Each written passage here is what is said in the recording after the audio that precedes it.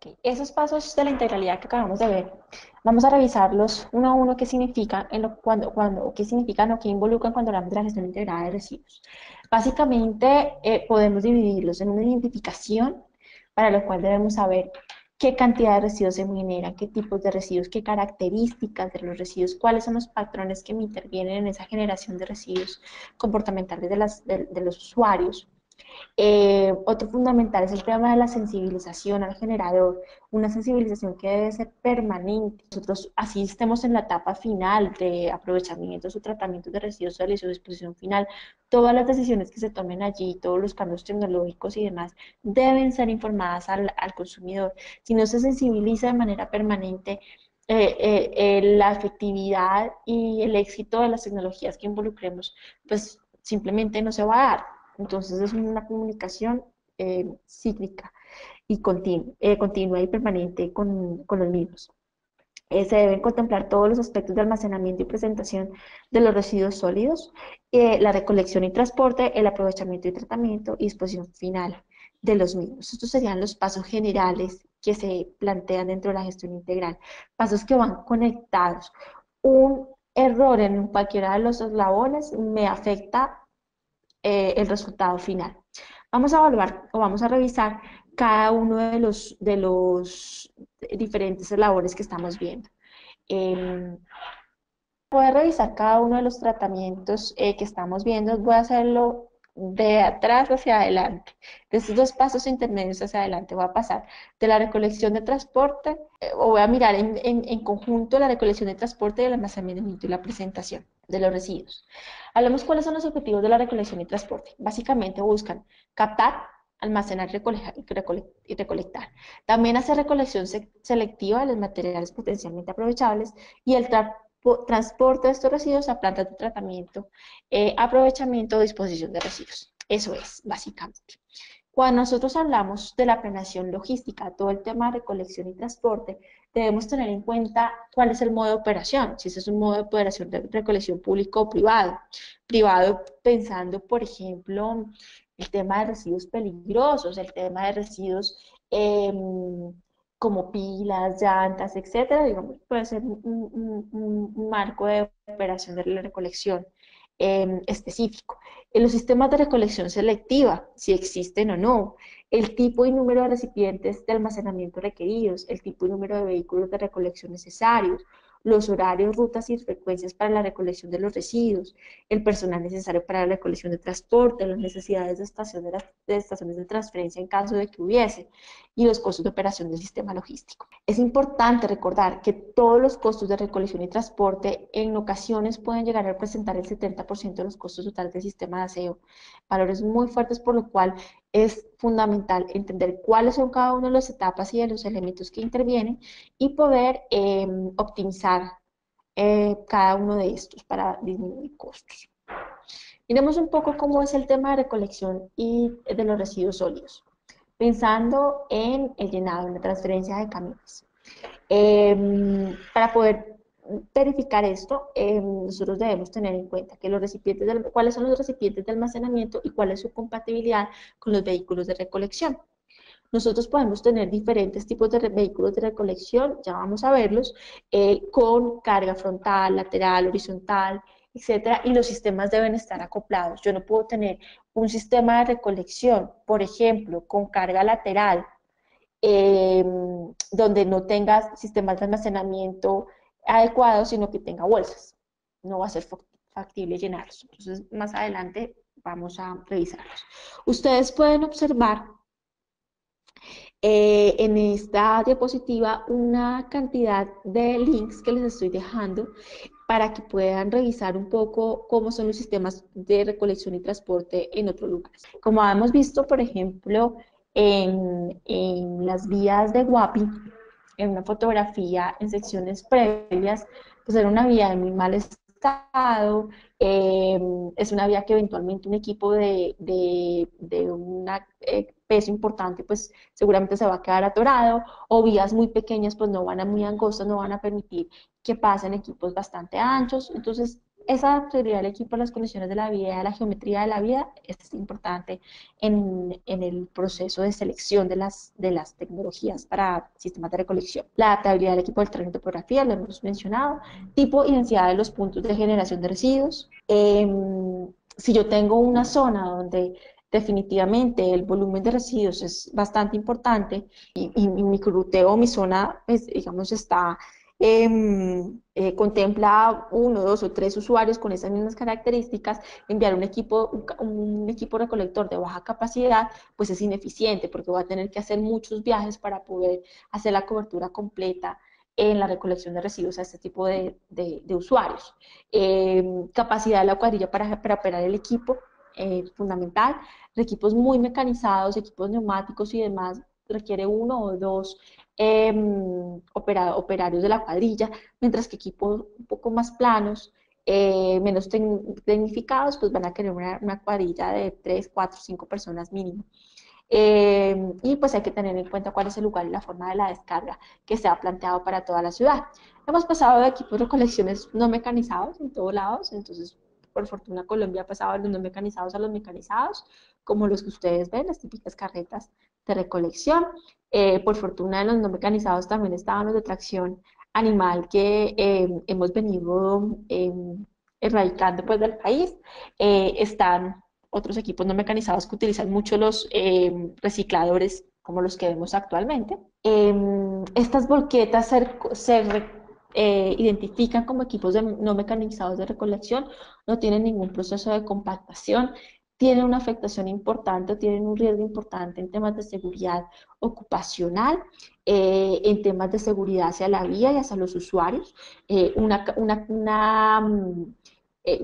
equipo como este, una camioneta como estas que tiene Platón, un camión como estos que tiene Platón, al subir una cuesta va a perder gran cantidad de material que va a tener afectación en vías y generar todo el impacto en salud pública que hemos visto por mala disposición de residuos en el largo plazo, generación de lixiviados, etcétera. Y pasamos a los equipos de recolección mecanizados. Estos ya tienen un sistema de compactación. eh, Dependiendo de qué tan mecanizado sea, pues van a tener más o menos eh, operadores o usuarios operarios en la cuadrilla. Básicamente cuentan con una cámara de compactación, un sistema de carga y pues, un chasis. ¿Cuáles son las ventajas de estos equipos de recolección mecanizados? Pues presentan mayores eficiencias debido a la compactación de las basuras, mayor rigidez de descarga, las cajas se vacían mecánicamente, son construidas para resistir abrasión y corrosión, se usan comportamientos cerrados para almacenar los residuos y sobre todo también para mantener aislados todo el tema de lixiviados.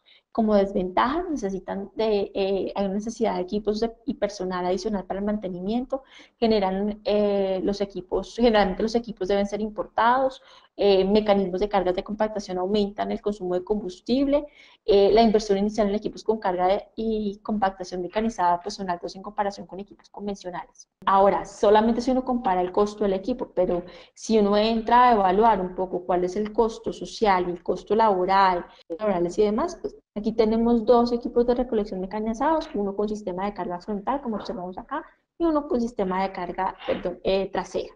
Importante el acople, yo lo había mencionado antes, el acople de los sistemas de almacenamiento y cómo se da esa presentación de los residuos a la infraestructura que se tiene. Yo no puedo tener a la infraestructura y a la tecnología que se tiene. Yo no puedo tener un equipo con sistema de carga frontal, como el que ustedes ven en la parte inferior de la diapositiva, en la fotografía inferior de la diapositiva, con bolsas. Yo no puedo tener una presentación en bolsas o en baldes de cualquier tipo de tamaño, volumen, color y forma, porque no se me va a acoplar, no es factible hacer el uso.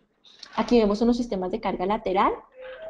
Es importante también ver que aquí el acople de la caneca de almacenamiento es total con el sistema de carga lateral.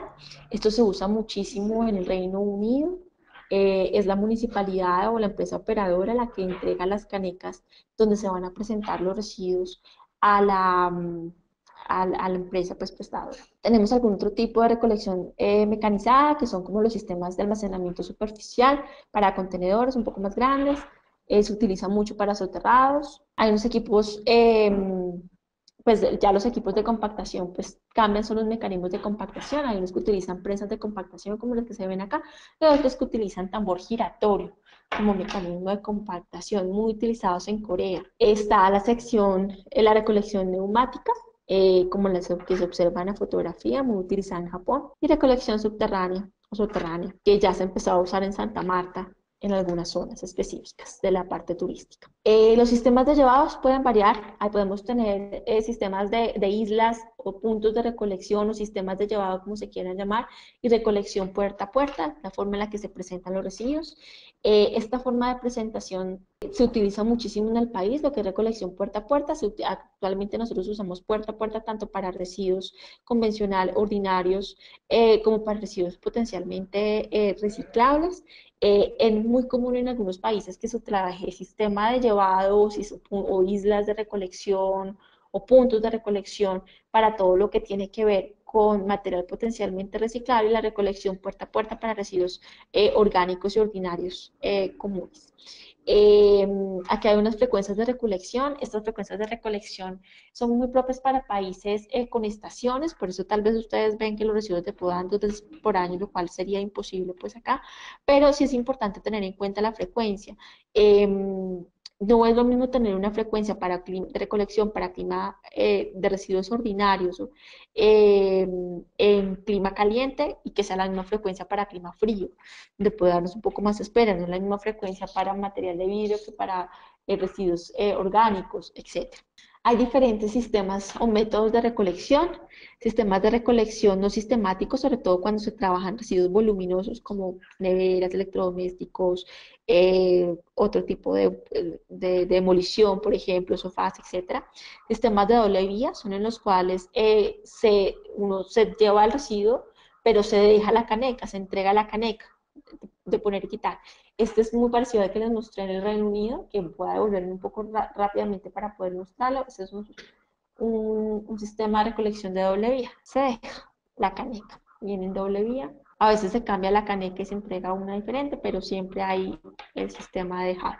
Y está el sistema de una vía, me llevo las bolsas, esto se utiliza muchísimo en puerta a puerta, y los sistemas de cambio de contenedores, que es más utilizado para grandes generadores. Hay unos sistemas especiales de recolección neumática que van que no requieren recolección de residuos en vehículos, sino que básicamente va ducto del ducto por sistema neumático de una vez los lleva a los puntos de recolección terminal y allí es donde pasa el camión. Entonces, digamos que en esas supercuadras no entra el camión, sino que entra a los puntos finales. Son sistemas que presentan, digamos, tienen ventajas, pero también desventajas.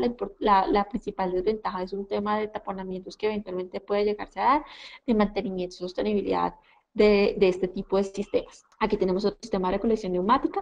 Este ya pues aparece como en edificios con la válvula de succión, las tuberías de alimentación y este automáticamente va hacia los containers respectivos y van a plantas incineradoras. Aquí está el sistema de recolección neumática. Esto es en España, ya presentado en la vida real y por debajo está pues todo el sistema de tuberías. El almacenamiento es fundamental. Como nos dimos cuenta, dependiendo del tipo de recolección de vehículo recolector que nosotros tengamos, digamos que es necesario acoplarlo a los sistemas de almacenamiento y presentación de los residuos sólidos. Tenemos recipientes no estandarizados y recipientes estandarizados. Entonces, ¿qué es un recipiente no estandarizado? Un barril de aceite, un balde de pintura, etc. No tienen un volumen determinado, una forma determinada, una tapa, etcétera. No existe bolsas, etcétera. Y existen recipientes estandarizados que aumentan la eficiencia del proceso de transferencia al vehículo de colección. Podemos tener eh, canecas de 60 a 110 litros, unos baldes de 35 a 50, canecas de 60 a 110 litros, recipientes de 120 a 140 litros, contenedores de 1100 a 5000 litros.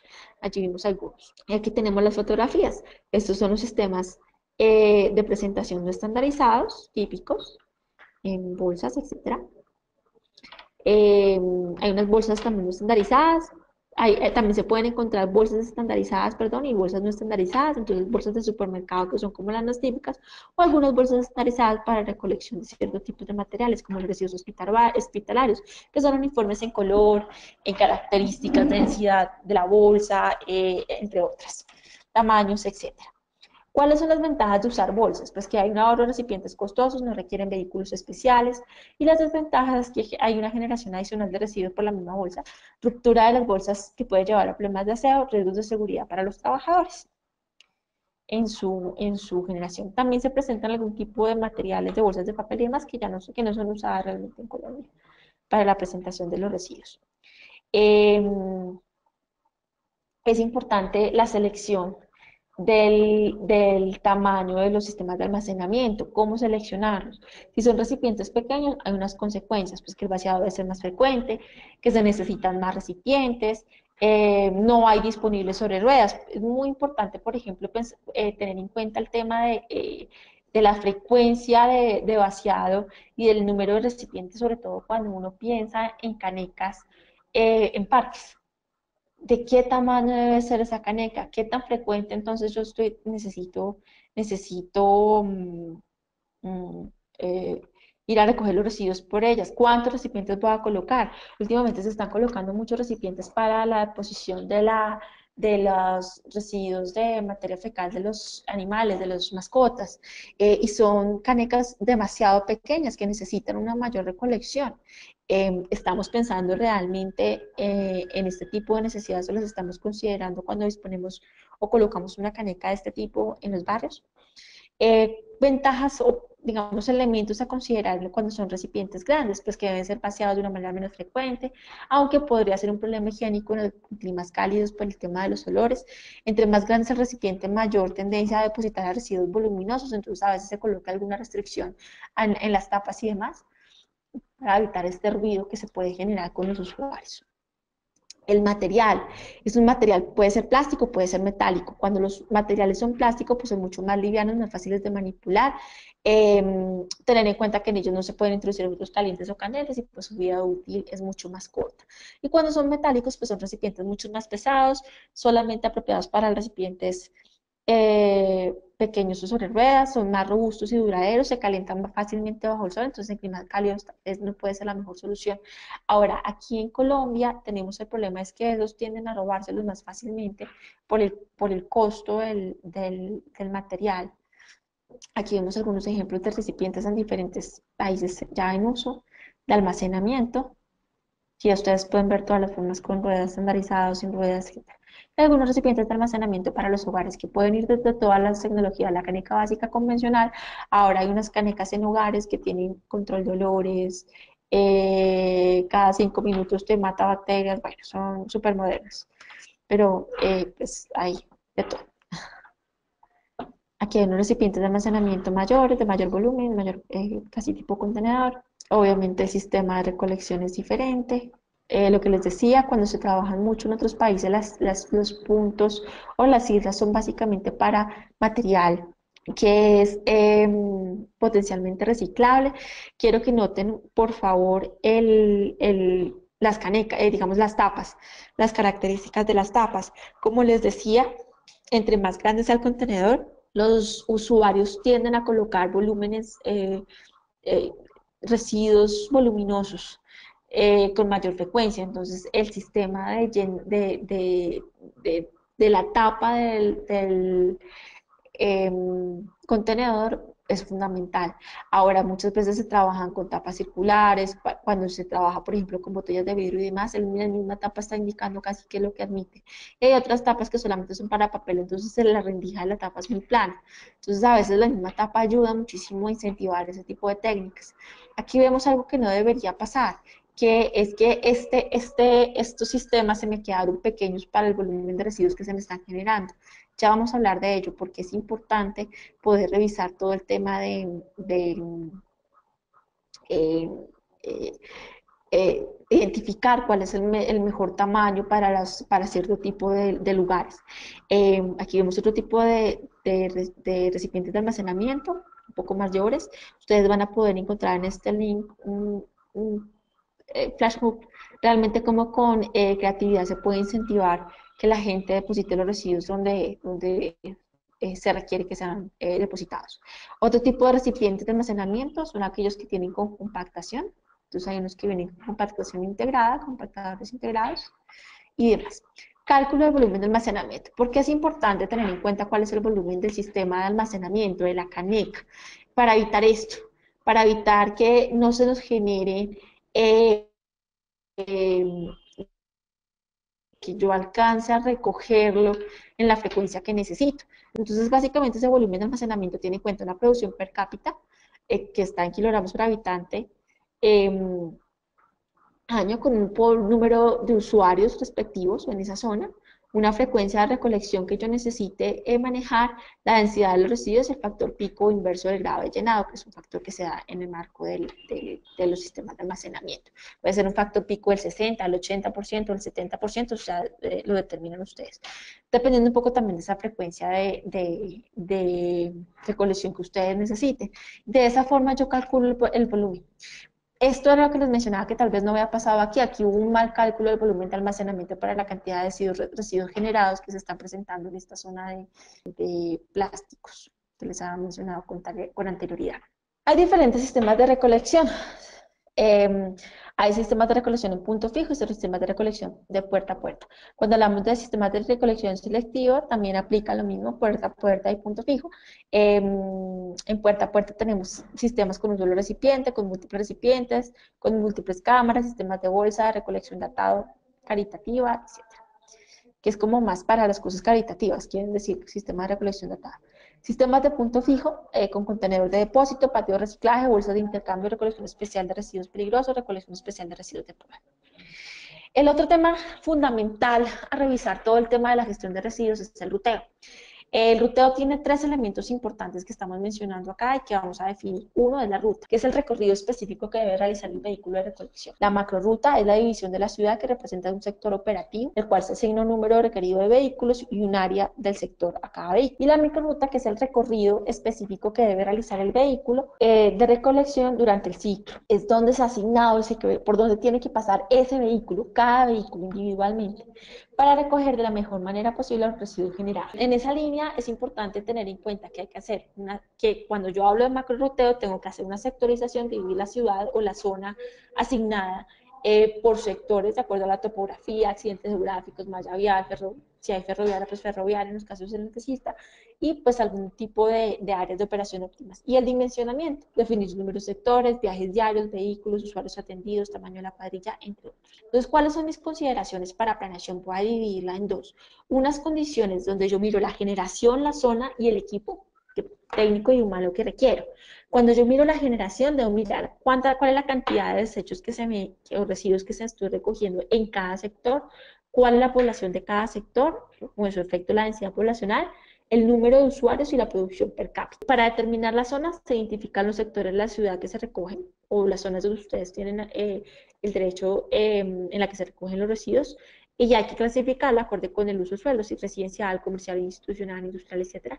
Determinar los tipos de calles y topografías especiales de cada sector, identificar si eventualmente hay unas pendientes importantes o hay algún tipo de alteración topográfica que valga la pena o que les afecte a ustedes logísticamente el transporte y la caracterización del área.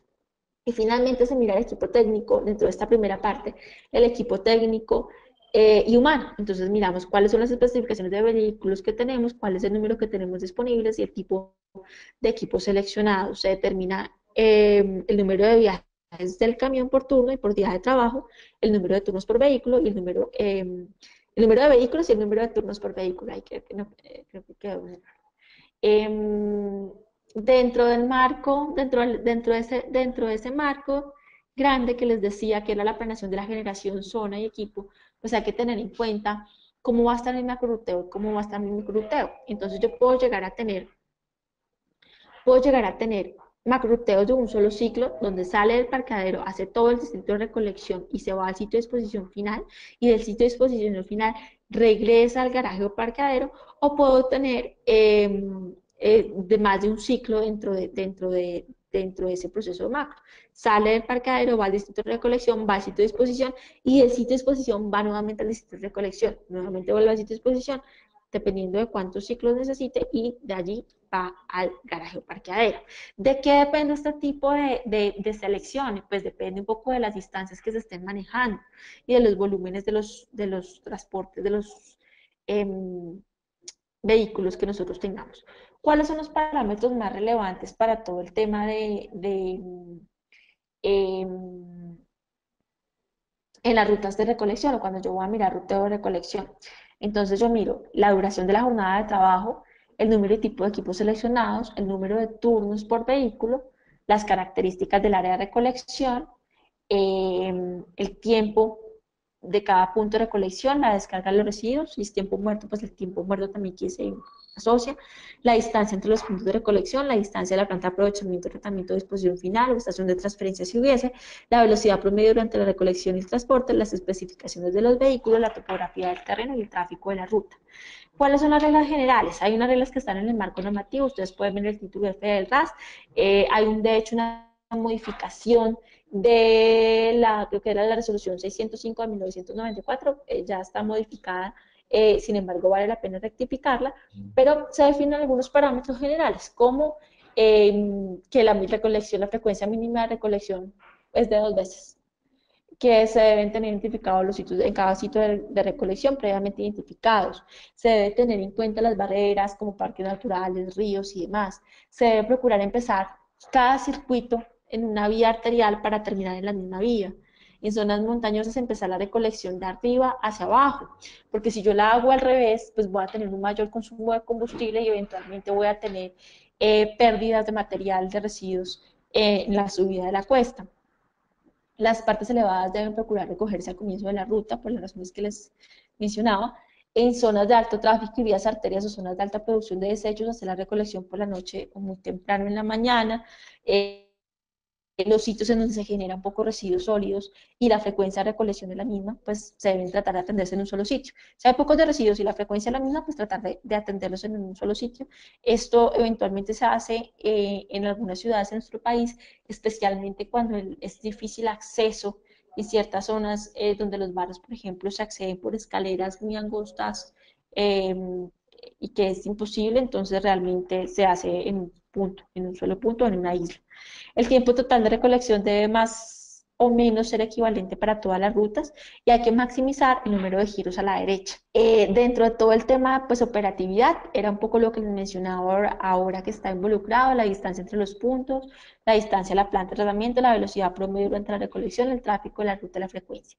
Y dentro del tema de tiempos también se tiene que tener en cuenta el mantenimiento, los tiempos que se gastan en los puntos de recolección, la descarga, el viaje y los tiempos muertos. Entonces miremos qué involucran o cuáles son los tiempos que se involucran en el macroruteo y microruteo de un sistema de transporte. Entonces hay un primer tiempo que va del garaje al primer usuario, del primer usuario al siguiente usuario. Entonces tenemos un tiempo, repito, de garaje, de viaje del garaje al primer usuario, un tiempo de carga. En cada uno de los usuarios hay un tiempo de carga, carga 1, carga 2, un tiempo de viaje entre usuarios. Aquí ya vamos 1, 2, 3 mínimo contando para cada ruta. Y un tiempo del último usuario al destino final, a la disposición de residuos sólidos. Ese es el tiempo como final es de la ruta. Y después viene un tiempo que es muy importante que se tenga en cuenta, que es el tiempo en el destino final. ¿Cuánto tiempo tarda en el descargue del camión en el relleno sanitario, en este caso, o en la torre o en la planta de aprovechamiento de tratamiento de residuos? Así la sumatoria, cuando yo voy a mirar qué pasa en la ruta 1, yo tengo una sumatoria de cada uno de los tiempos de carga de viaje entre uno y otro, y finalmente está el tiempo del destino final al garaje. Si yo tengo más de una ruta, más de dos zonas, dos macro ruteos grandes, pues entonces tengo que ir del destino final nuevamente hacia el siguiente usuario de la siguiente macro ruta. Y sigue sumando para luego tener en cuenta el del destino final al del garaje. Si nosotros nos damos cuenta de todos los tiempos que están involucrados, pues básicamente tengo que hacer una optimización de los tiempos. Eh, para poner un ejemplo, yo no puedo utilizar, si yo utilizo camiones con un muy bajo volumen, con una muy baja capacidad o poca compactación, pues seguramente yo voy a tener que hacer macrorutas mucho más cortas y voy a tener que hacer mucho más viajes al destino final. Si eventualmente llega a haber alguna situación política o técnica como la que pasó en Bogotá hace algunos años, en la que se mencionó que el relleno iba a estar abierto hasta determinada hora, pues hay que tener en cuenta que el usuario que está aquí tiene un tiempo de carga de recogida de viaje hasta el relleno sanitario. Si yo cierro un relleno sanitario a determinada hora, a las 8, a las 7, a las 6, a las 10, a las 12, a la hora que sea, pues eventualmente el operador va a tener apenas el tiempo justo para cumplir con esta ruta y tal vez para cumplirle a un usuario por acá y devolverse. No va a alcanzar a hacer la microruta completa. Y son tiempos que se afectan y pues que hay que tener en cuenta que es necesario optimizarlo, y esto es a través básicamente de optimización logística de transporte. Lo que ustedes ven acá básicamente es una sumatoria total del tiempo teórico, más un tiempo muerto, que es importante tenerlo en cuenta, que es un tiempo prudente para pausas de descanso durante la jornada de trabajo, almuerzo y demás. ¿Cómo ahorrar? Pues hay que hacer un excelente diseño de las rutas de recolección, una eficiente operación y funcionamiento del equipo, optimizar la mano de obra, ampliación de las coberturas del servicio de aseo, evitar la proliferación de los botaderos clandestinos a cielo abierto. Muchas veces, entre más tecnificados estén los equipos, menos personal de cuadrilla se va a necesitar y más rápido o se van a minimizar los tiempos, por ejemplo, de carga entre cada usuario. Factores importantes a tener en cuenta.